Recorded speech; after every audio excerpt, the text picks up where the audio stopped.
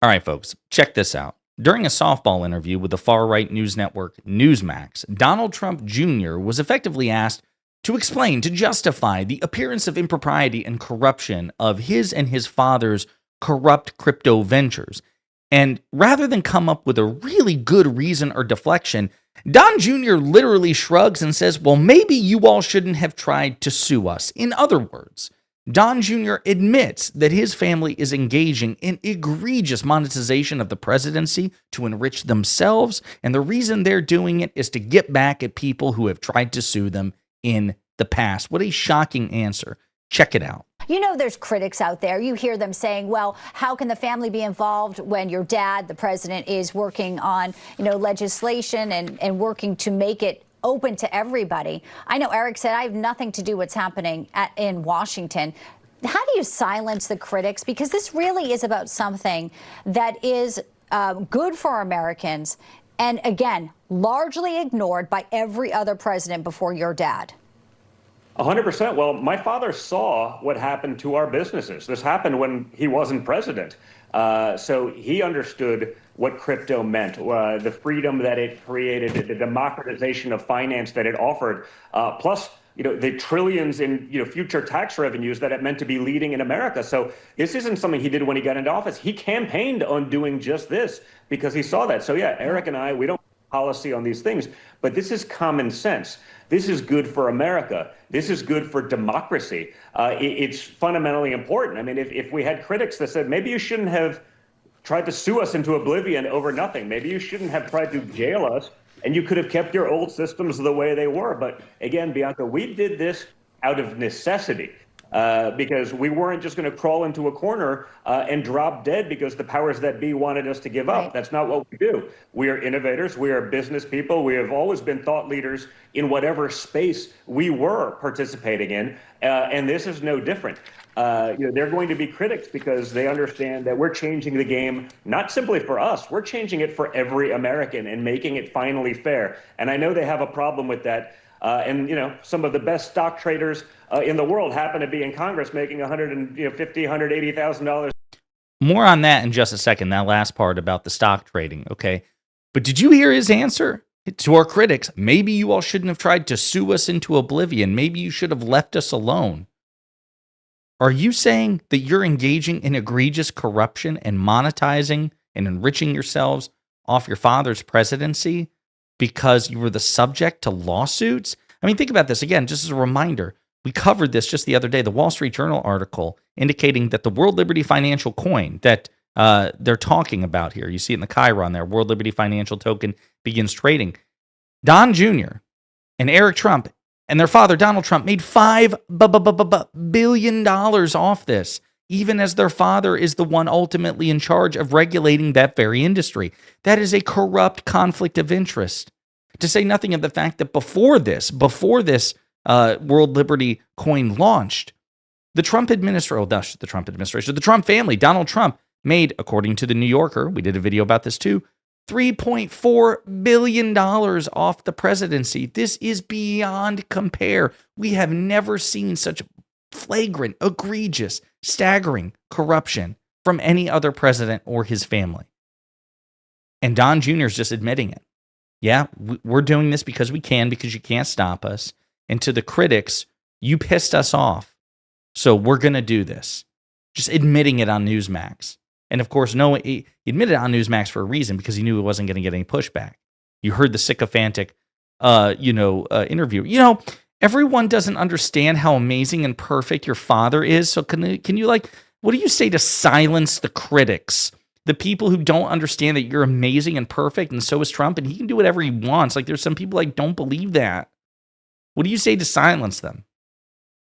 I mean, we're probably going to do a separate video on this, but even Fox News, Fox Business hosts are calling this shit out. Like, this is egregious. As Fred Wellman points out, he's paraphrasing Don Jr., quote, "You caught us breaking the law, so you forced us to break the law more."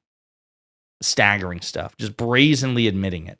And I mentioned that there was an article, or rather that we were going to say something about the second part of what he said there about stock trading. Okay, as if that justifies what they're doing what the Trump family is doing. Of course, it doesn't. But this is actually being addressed, the stock trading, and I'll explain. So, Don Jr.'s comments. This is from the New Jersey article, New Jersey news publication. His comments come as a bipartisan group led by Representative Chip Roy of Texas and Representative Seth Magaziner introduced legislation on Wednesday that would ban lawmakers and their families from trading in individual stocks.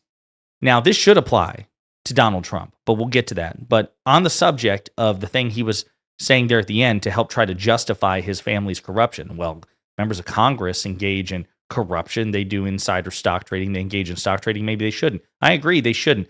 As a matter of fact, many Democrats agree they shouldn't. There have been attempts to ban it before. You all want exemptions for you. And this is unfortunately where MAGA Republicans like Chip Roy and Anna Paulina Luna, whom you see here, they're too cowardly to ban this sort of corruption in the executive branch, which they should, and the judicial branch, which they should.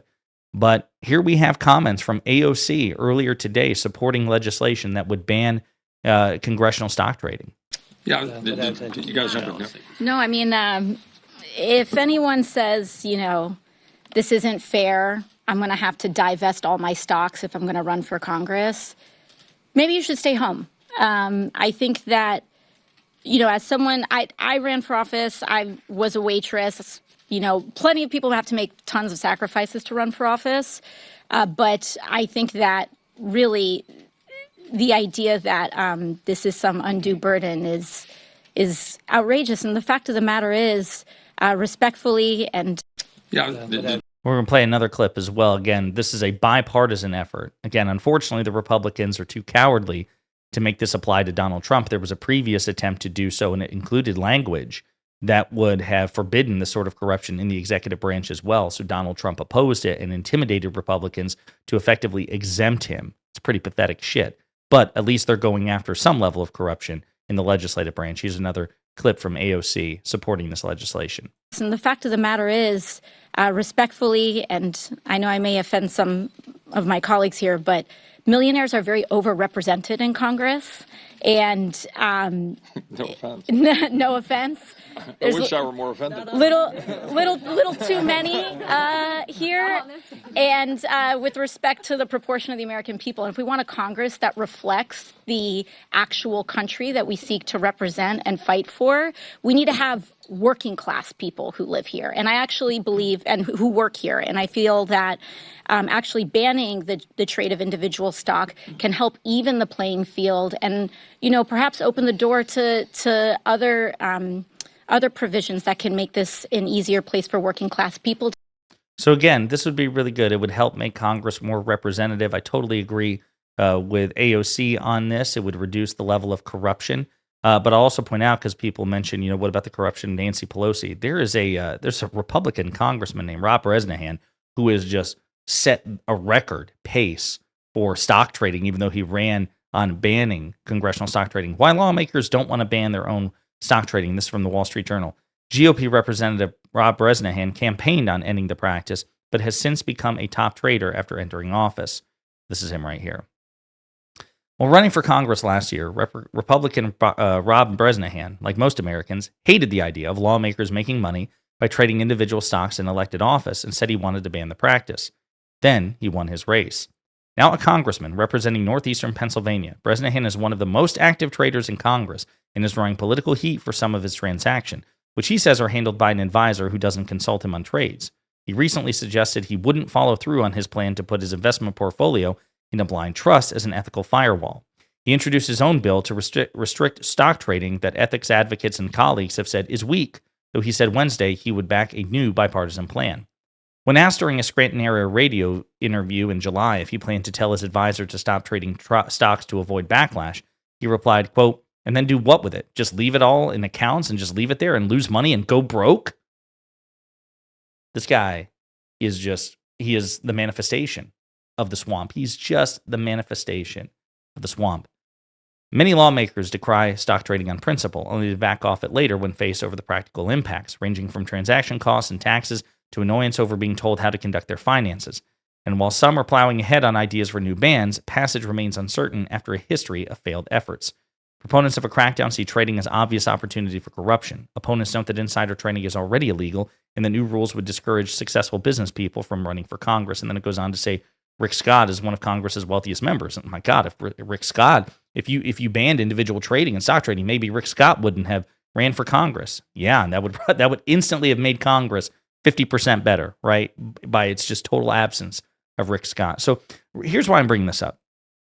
Why I'm bringing this up is, even as we speak, there is at least some concerted effort with some level of bipartisan support to ban the practice, at least in Congress. Again, Republicans in Congress are too cowardly to apply it to the executive branch, which they absolutely should. Republican nor Democratic presidents should be able to enrich themselves off the presidency, nor should executive branch members. That is categorically ridiculous. And again, going back, Don Jr., of all people, just being brazen about the fact that $5 billion he and his family and his father have made off the presidency, monetizing this crypto coin, knowing that it's the value ties from the Trump brand and the fact that Trump himself is president.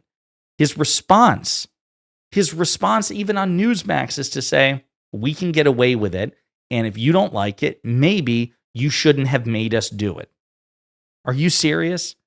Hardly persuasive, just a flex of corruption because he knows no one and nothing, at least for the foreseeable future, will stop him. And we have about 3.5 years to go for the Trump family to make billions upon billions of dollars off the presidency. It's disgusting.